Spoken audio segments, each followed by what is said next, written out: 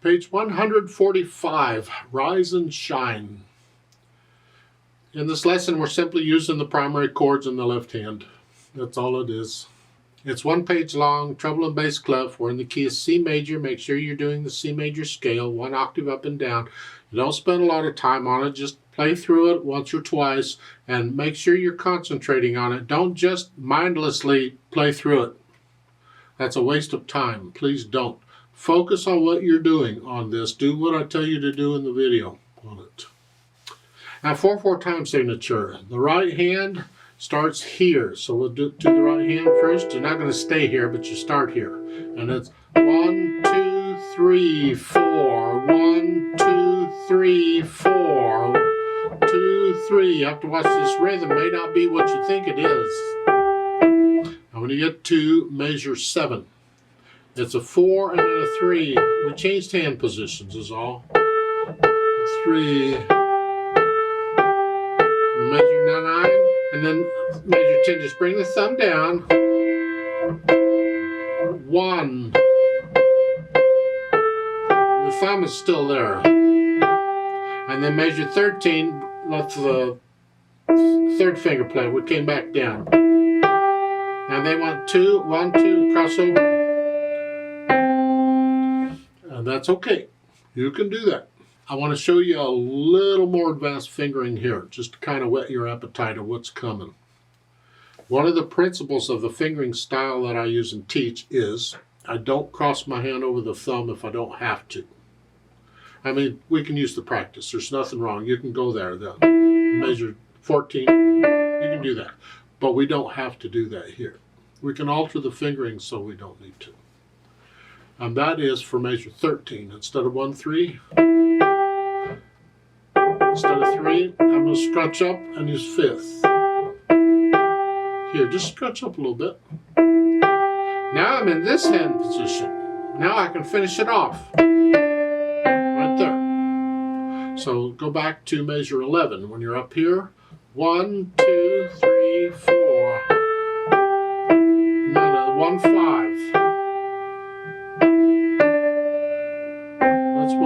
Try that out. You're going to need to do it eventually anyway. We're starting to get out of this 5-finger position. We've already started spreading out a little bit. Left hand has the primary chords. You got the 1 chord at the beginning, and then the 4 chord, or the F chord, and the 1 chord. The last line, you get the 5/7 chord, and then the 4 chord, and the 1 chord. Okay, put the hands together, and I'll add to it because the left hand's just got this chord, and it's holding it down for 2 measures at a time.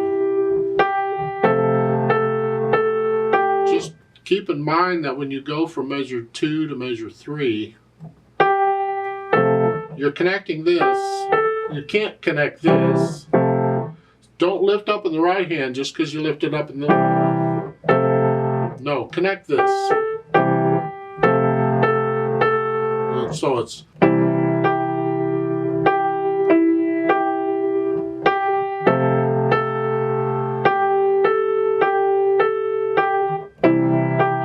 in the phrasing if you want here.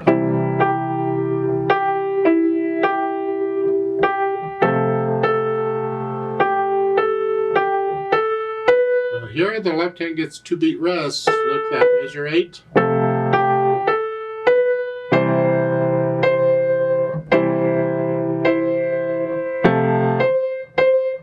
So the quarter notes.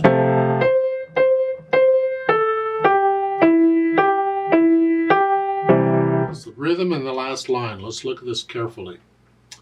Measure 13. It's 1, 2, 3. So you get 2 beats of rest in the left hand. So that half note comes on beat 3.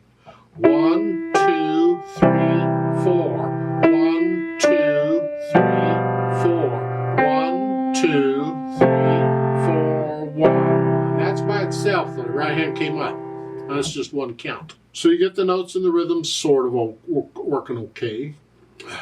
Then go back through it slowly and carefully, get rid of the hesitations. And then we add the articulation, which I already sort of did. You lift up for the...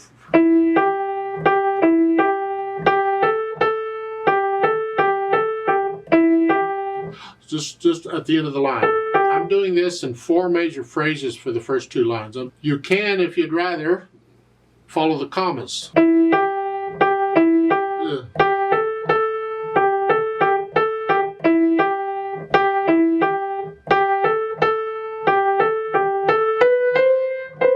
The accents on major 9, you play them a little louder.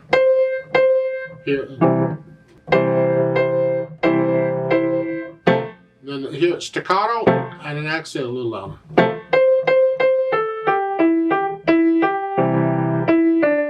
I prefer the 4 major phrases, I think. I don't like short phrases. To me, that sounds choppy.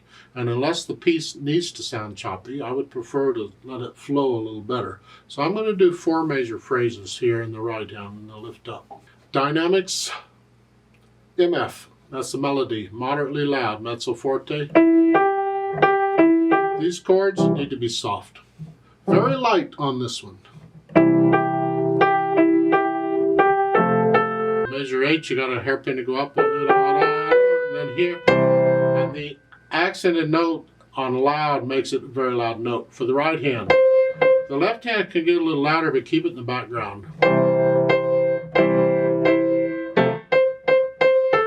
You're loud here.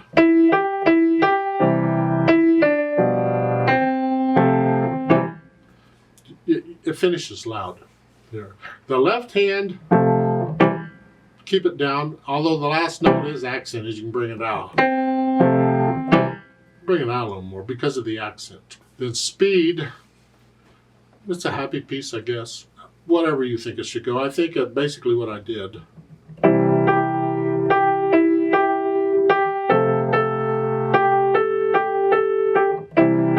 Somewhere in there. They show a little bit of pedal in here. So the question is, why? Why are we pedaling this?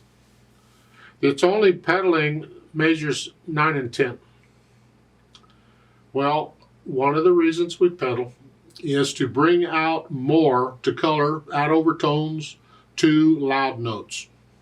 And that's what we're doing here. So on measure 9, you play the notes.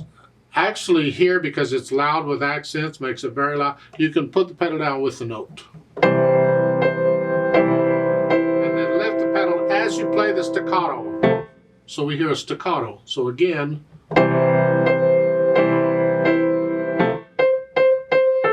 and that's okay, because we do that sometimes with pedal.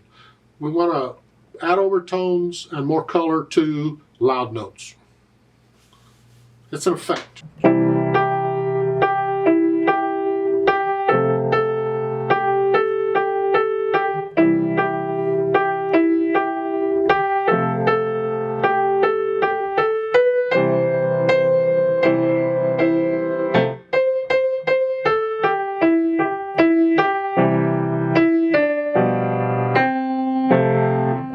That's just one way of playing it. I don't have to play it that fast. I could play it a little slower, or whatever. Experiment a little bit. Remember the natural accents? 1, 2, 3, 4. 1, 2. Exaggerate them if you need to. 1, 2,